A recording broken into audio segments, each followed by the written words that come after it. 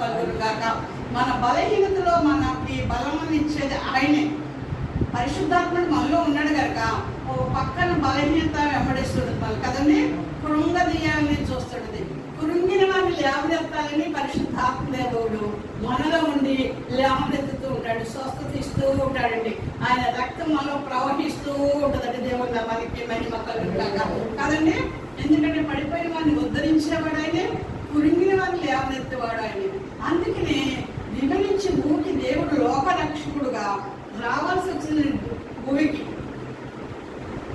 ఎందుకు? పాపుల కొరకు. ఎవరు పాపంలో ఉన్నారు? ఎవరు పాపంలో ఉన్నారని వచ్చారండి లోకరక్షకుడుగా ఆయన? మీరా, నేనా? అందరూ పాపం చేసి దేవుని మహిమ పొందలేకపోతారు. దేవుని మనకి మహిమ కలుగాక. అందరూ అంట, కొందరు కాదండి, అందరం కూడా పాపం చేసి